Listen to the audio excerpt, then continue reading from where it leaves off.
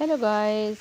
गुज़श्ता हफ्ते होने वाली यालाबारी की वजह से और बारिश तूफ़ान की वजह से मेरे किचन गार्डन के काफ़ी सारे पौधे टूट फूट गए। तो इनमें से जो मेरा फेवरेट प्लांट था छोटा सा, वो था शहतूत का प्लांट। ये देखिए वो इस तरह से टूट गया। तो मैंने सोचा कि अगर ये इसी तरह से टूटा यहाँ पे ढलका रहा तो ये एक दिन जो है वो तने से इसका कनेक्शन ख़त्म हो जाएगा और ये ऊपर का जो पौधा है वो सूख जाएगा और हो सकता है कि बाकी का जो मेरा प्लांट है वो भी मर जाए।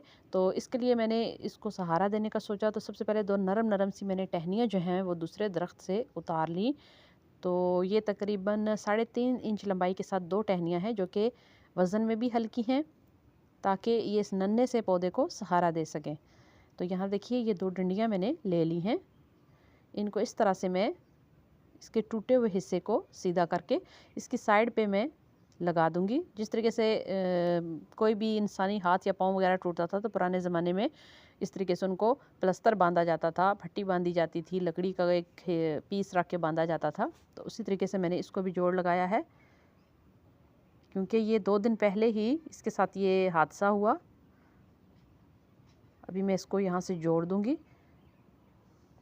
ताकि दोबारा जो इसका तना है नीचे वाला वो ऊपर के टूटे हुए हिस्से को खुराक पहुंचाना शुरू करे और ये दोबारा से जो है वो अपने पैरों पे खड़ा हो सके।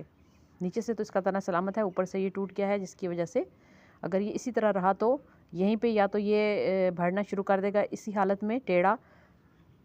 तो इसलिए मैंने सोचा कि मैं इसको इस तरह से रस्सी के साथ हल्के हल्के बांध कर इसको थोड़ा सा सहारा दे दूं ताकि इसका तना जो है वो दोबारा से खड़े होने की पोजीशन में आ जाए और ये छोटा सा जो मलबरी प्लांट है ये दोबारा से अपनी अच्छी ज़िंदगी की तरफ लौट सके। तो यहाँ पे देखिए अभी इसके पत्ते जो हैं वो 2 दिन में मुरझा रहे थे और अगर ये ऐसे ही डलका रहा तो इसके तने को ऊपर पत्तों तक जो है वो खुराक सही तरह से ना मिलने की वजह से इस बात का ख़दशा था कि ये सूख जाएगा।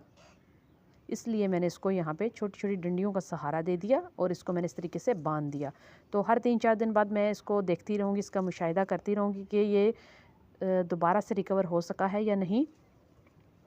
तो यहाँ पे देखिए इसके पत्ते अभी ढलके हुए हैं और अगर ये इसी तरह पड़ा रहता तो दोबारा से इसके ठीक होने के इम्कानात कम हो जाते। यहाँ पे देखिए ये 2 तनों के साथ है इस तरीके से।